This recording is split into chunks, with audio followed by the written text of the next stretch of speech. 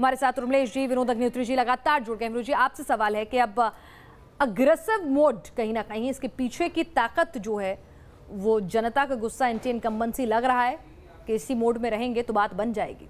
देखिए, राहुल गांधी जो है, जो उनका मेकओवर हुआ है या चेंज ओवर जो भी कहिए, वो उसकी ताकत यही है कि जितना एग्रेसिवली, भाषा की मर्यादा रखते हुए, जितना आक्रामक तरीके से वो गुजरात के 22 साल के भाजपा के शासन पर सवाल पूछेंगे, उतना ही उनको उम्मीद लगती है कि शायद फायदा होगा।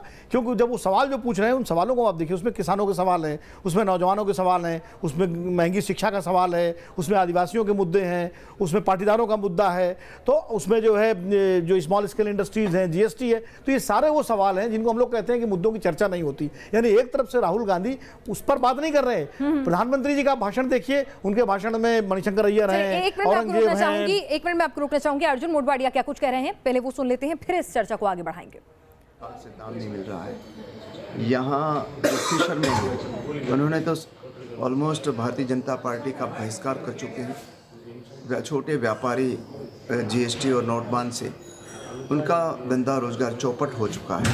लॉ एंड ऑर्डर की स्थिति एकदम बदतर है। और उसी समय पे कांग्रेस एक नया चुनावी एजेंडा के साथ जनता के बीच आई हुई है। किसानों का कर्जा माफ, युवाओं को रोजगार या तो बेरोजगारी भत्ता, यहाँ महिलाओं के नाम पर अपना घर, और उससे लेकर कई योजना जो है, खास करके स्वास्थ्य सेवाएं और जो शिक्षा की सेवा के व्यापारीकरण हुआ, वो बंद करने का वादा लेकर हम लोगों के बीच गए हुए हैं। तो विपक्ष एक बार फिर तमाम खामियां गिना रहा है, लेकिन इस बीच ग्राउंड जीरो से किस तरह के मतदान की रिपोर्ट आ रही। भावनगर से धीरेन्द्र पुंडीर जुड़े हुए हैं, गिरजा शंकर जी भी हमारे साथ वरिष्ठ पत्रकार भोपाल से जुड़े हुए हैं, उनसे भी सवाल जवाब होंगे, चर्चा को आगे बढ़ाएंगे। लेकिन पहले ग्राउंड जीरो की रिपोर्ट लेते हैं। धीरेन्द्र, किस तरह का वोटर टर्नआउट हो रहा है? आसपास के इलाकों से भी आपने जानकारी जुटाई होगी, रूरल एरिया, अर्बन एरिया, किस तरह का वोटर टर्नआउट अभी तक है?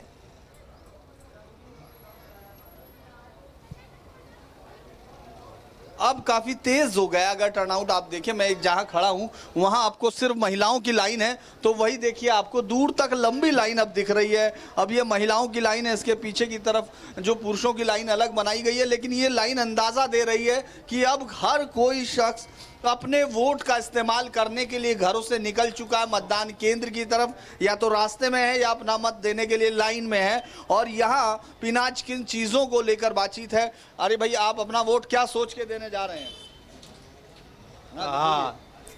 हम जो महंगा शिक्षण है, महंगी जीवन जरूरियात चीज वस्तु है, जो रातों रात पेट्रोल डीजल और जीवन जरूरियात की चीज वस्तुएं, शिक्षण सब महंगा होता जा रहा है। हम महंगाई है इनका मुद्दा, आपको क्या लग रहा है? हम उसके खिलाफ वोट करेंगे। हम इसलिए खेल रहे हैं कि ये सस्ता हो जाएंगे। महंगाई इतनी बढ़ गई है ना कि कोई मालूम नहीं है, इसलिए। आप भी महंगाई पे ध्यान दे रहे हैं या कुछ और है आपका? हम तो महंगाई पे देते ही है, लेकिन क्या है, सबको उल्लू बनाता है कि 15 करोड़ रुपया तुम मेरे खाते में स्विस बैंक के आए नहीं है। 15 रुपया भी नहीं आया। 15 लाख। और आप बताइए, विकास पे है कि नहीं? विकास नहीं है यहाँ। चलिए, यहाँ पर बिल्कुल हम देश में सुरक्षित है, पर इस नेताओं से हम असुरक्षित है। चलिए, तो जी गुजरात के लोगों के मुद्दे भी बड़े दिलचस्प हैं और उनकी बानगी भी बड़ी दिलचस्प है। इनके सिंह जी, 10 सवाल राहुल गांधी ने पूछे। अगर विकास मॉडल इतना मजबूत था तो कोई नेता तो आके उन 10 सवालों का जवाब देता। ये पिनाज बहुत टैक्टिकली बीजेपी ने अपने को उससे विड्रॉ करके छोटे छोटे इमोटिव इश्यूज लिए हैं। जैसे मुझे नीच कहा, देखो गुजरात की अस्मिता का सवाल है, मुझे नीच कहा है। ये डेलिबरेट किया जा रहा है, क्योंकि जैसे ही विकास पे आएंगे तो अनफॉर्चुनेटली अगर उसको रियल देखेंगे तो ह्यूमन डेवलपमेंट इंडेक्स ले लीजिए, इंडस्ट्रियल डेवलपमेंट ले लीजिए, जॉब लॉस ले लीजिए, एमएसएमईज का परमानेंटली क्लोजर जो है छोटी इंडस्ट्रीज का वो ले लीजिए। और कहीं से अगर उसको आपने देश के बाकी राज्यों से कंपेयर करा दिया, महाराष्ट्र से, तमिलनाडु से, जिसमें गुजरात पहले होता था उस वर्ग में, उससे काफी नीचे चला गया है। तो जैसे ही आप इसको लेंगे तो काउंटर जो आएगा, काउंटर नैरेटिव कांग्रेस की तरफ से, वो ज्यादा गहरा होगा। इसलिए खूबसूरती से बीजेपी ने उसको अवॉइड कर दिया है और इमोशन पे चली गई है। और ये पूरा इलेक्शन जो लड़ा जा रहा है बीजेपी की तरफ से, वो शुद्ध इमोशन पे है। उसने क्या कहा, परसों वो कैसे घूम रहा था, मंदिर में क्यों गया, मंदिर के रजिस्टर में क्या लिखा, जबकि लेकिन गुजराती बहुत समझदार होते हैं, कहते हैं कि जो किसी गंजे को कंघी बेच दे उतना समझदार होता है गुजराती। तो ऐसे में गुजराती जो है इन तमाम चीजों को कितना बाय करेंगे। आज ये गड़बड़ है कि मोदी जी गुजराती हैं, राहुल गांधी नहीं है। चलिए तो देखते हैं किसका गुजराती होना। बिल्कुल, राजकोट से पूर्व पटेल हमारे साथ है। पूर्व पटेल, अब तक का जो पोलिंग टर्नआउट है काफी इंप्रेसिव नजर आ रहा है, आपके पास इस वक्त का क्या ब्रेकिंग इनपुट है? पूर्व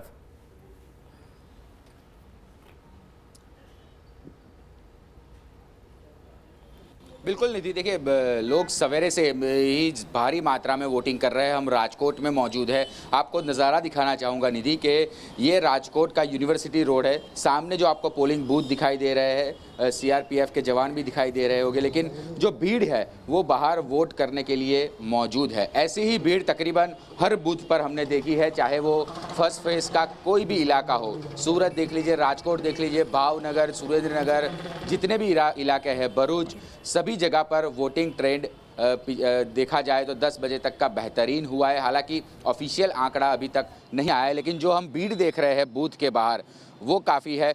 विजय रूपाणी से भी हमने बातचीत की, उन्होंने कहा लोग भारी मात्रा में मतदान कर रहे हैं। इंद्रनील राजगुरु अभी जो कांग्रेस के कैंडिडेट थे यहाँ से वोट करके निकले हैं, उनसे भी बातचीत की, लोग भारी मात्रा में वोट कर रहे हैं। हालांकि दोनों पक्ष, दोनों जो मुख्य कैंडिडेट है वो अपनी जीत का आश्वासन दिलाते हैं हम लोगों को। जी बिल्कुल, यहाँ पर लोग जो हैं अच्छे वोटर टर्नआउट हमेशा गुजरात की पहचान रहा है। गिरिजा जी, अगर हम आपसे यहाँ पर एक सवाल करें कि राहुल गांधी की बात करें, अभी धीरेन्द्र भी हमें बता रहे थे, जनता से बात कर रहे थे, उन्होंने 15 लाख का मुद्दा, महंगाई का मुद्दा छेड़ा। राहुल गांधी भी अपनी रैलियों में यही पूछ रहे हैं कि भाई आपको 15 लाख रुपए मिले, मैं आपसे ऐसे वादे नहीं करूंगा। आपको इतने लाख नौकरियां मिली, नहीं मिली, मैं आपसे ऐसे वादे नहीं करूंगा, मैं सच्ची बात करूंगा। आपको क्या लंबी लाइनों में मैं खड़ा नहीं कराऊंगा। तो ये जो राहुल गांधी उन वादों को याद दिला रहे हैं जो पूरे नहीं हुए हैं, ये एक अच्छी रणनीति उनके लिए साबित हो सकती है और वही आज लोगों की जुबान पर भी दिख रही है।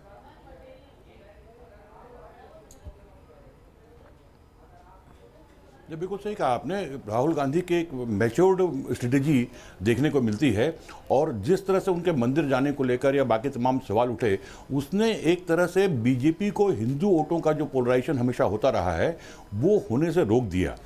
वोटरों की बात करें तो जिन वोटरों से बात कर रहे हैं हम, वो सारे वोटरों का कहना है कि चुनाव का जो वोट डालने का उनका मुद्दा है वो विकास है। अब विकास का मतलब क्या है कि 22 सालों के सरकार, लगातार सरकार रहने के बाद भी यदि वोटरों के जहन में आज विकास का ही मुद्दा केवल है, तो इसका मतलब जो कुछ विकास अब तक हुआ है उससे वो संतुष्ट नहीं है। ये उनकी जो असंतुष्टि है बहुत साफ दिखती है। और बीजेपी की एक बड़ी फेलियर ये है कि हमेशा वो विकास के मुद्दे पर चुनाव लड़ने की बात करती है, लेकिन इस चुनाव में विकास को बीजेपी मुद्दा नहीं बना पाई है और ऐसे मुद्दे उठाने की कोशिश कर रही है कि जो विकास के सवालों को किनारे कर दे। हालांकि उन सारे मुद्दों में वो कंसोलिडेशन बीजेपी के पक्ष में दिखता नजर नहीं आता है। बिल्कुल, धीरेन्द्र पुंजीर हमारे साथ हैं भावनगर से, उनके पास चलते हैं। धीरेन्द्र पुंजीर, आप जो पोलिंग स्टेशन है वहां पर मौजूद जनता से हम मुखातिब हो रहे, जनता की जो समस्याएं हैं वो सामने रख रहे हैं। ये बताइए, आप चूंकि वक्त बीतता जा रहा है, जनता कितनी संख्या में वहां पर पहुंच रही है? क्योंकि सुबह से लेकर अब तक हम जिक्र कर रहे हैं, काफी उत्साहित वहां की जो लोग हैं वो नजर आ रहे हैं। ये एक अच्छा संकेत?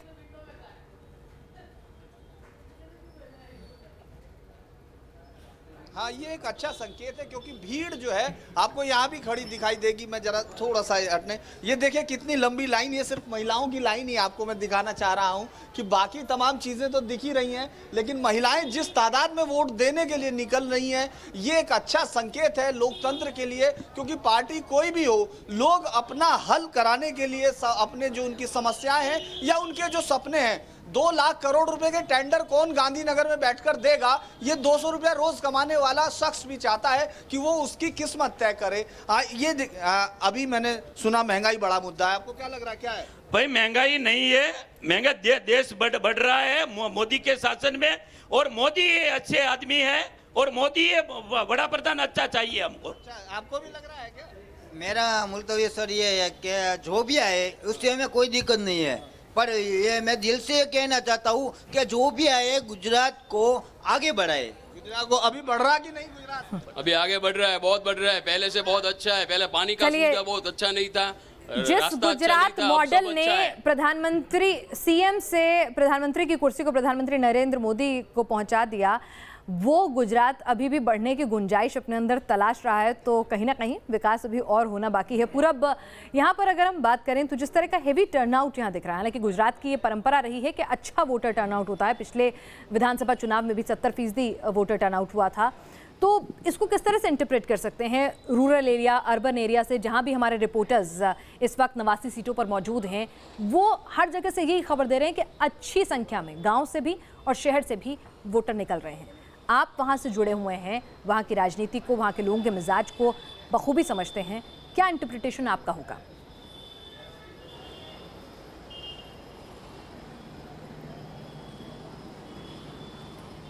निधि, हमने सवेरे भी कुछ लोगों से बातचीत की थी। जिस तरह से हर शहर से, हर गांव से एक बात आ रही है कि हमें विकास को ही मुद्दा बनाकर आगे बढ़ना है। लेकिन सवाल यह है कि अब पिछले 22 साल में भारतीय जनता पार्टी सूबे में सरकार रही है, तो क्या अब इससे ज़्यादा क्या विकास, क्या लोग मानते हैं कि अब क्या चाहिए उनको, उसको लेकर लोग वोट कर रहे हैं। और आम तौर पर हमने पिछले चुनावों में बार बार देखा है कि अगर ज़्यादा वोटिंग होती है, यानी 60% से ऊपर वोटिंग होती है, तो मौजूदा सरकार को फ़ायदा दिखाई दे रहा है, ये हम कह सकते हैं। हालांकि यहाँ पर अब फैक्टर कहीं ज़्यादा है। हम सौराष्ट्र की जिस धरती पर हम खड़े हैं, राजकोट, सौराष्ट्र की राजधानी कहते हैं इसको, यहाँ पर पाटीदार आंदोलन का बहुत बड़ा असर पड़ा था। तो शायद ये टर्नआउट जो वोटर हम धीरे धीरे बढ़ता हुआ देख रहे हैं, वो शायद बीजेपी के खिलाफ भी हो सकता है। लेकिन हमने बताया आपको कि हमने पिछले चुनावों में देखा है कि जिस बार भी 60 या 65% मतदान हुआ है, उसका भारतीय जनता पार्टी को फ़ायदा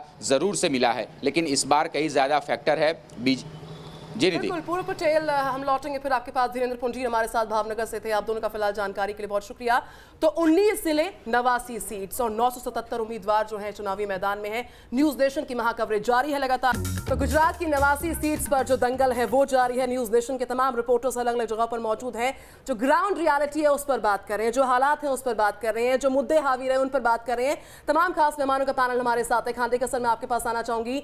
राहुल गांधी के लगातार जो सवालों का आना, या यूं कहा जाए सवालों का दागना प्रधानमंत्री मोदी पर, और जवाब से महरूम रह जाना, इसके अलावा हार्दिक पटेल का यहाँ पर चुनावी प्रचार करना, और आखिर में आते आते मत्था टेकते हुए आप आते हैं तमाम तरह के जो दावे और वायदे किए गए हैं उन पर वो सिफर साबित होते हैं। क्यों? क्योंकि यहाँ पर बयानबाजी हो जाती है, चाहे वो कपिल सिब्बल साहब की बात करें या फिर हम बात करें यहाँ पर अय्यर साहब की। आपको क्या लगता है खांडेकर साहब कि ये जो है एक नेगेटिव इम्पैक्ट होगा और जो सारे मुद्दे हैं उसको हाईजैक कर लिया जाएगा इस बयानबाजी के जरिए?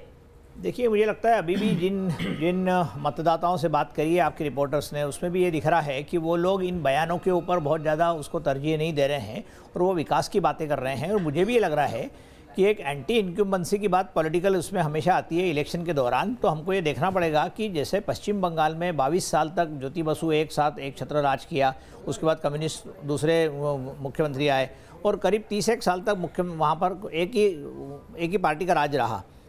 गुजरात में भी 22 साल से राज उन्हीं का रख रहा है। और अब ये देखना है कि विकास की जो बात कर रहे हैं, हम सब लोगों को भी ये देश में देखना पड़ेगा यहाँ पर कि जो प्रश्न राहुल गांधी ने वहाँ पर पूछे हैं तो उनके जवाब भारतीय जनता पार्टी क्यों नहीं दे रही है। क्या उनका वाकई उनका मानना है कि विकास हो चुका है और इन प्रश्नों में कोई विशेष दम नहीं बचा है, या वो विकास की तरफ इस पूरे नैरेटिव को नहीं मोड़ना चाहते, उनका कोई दूसरा डिज़ाइन है? क्योंकि जो मणिशंकर अय्यर ने कहा या इन्होंने कहा, ये 1-2 दिन की बातें, कोई बहुत लंबे समय तक नहीं चलेगा। विनोद अग्निहोत्री जी, क्या यहाँ पर मुद्दे एंटी इनकम्बेंसी, तमाम सवालों पर गुजराती अस्मिता और प्रधानमंत्री नरेंद्र मोदी का करिश्मा भारी पड़कर एक बार फिर बीजेपी के लिए संजीवनी बूटी का काम करेगा?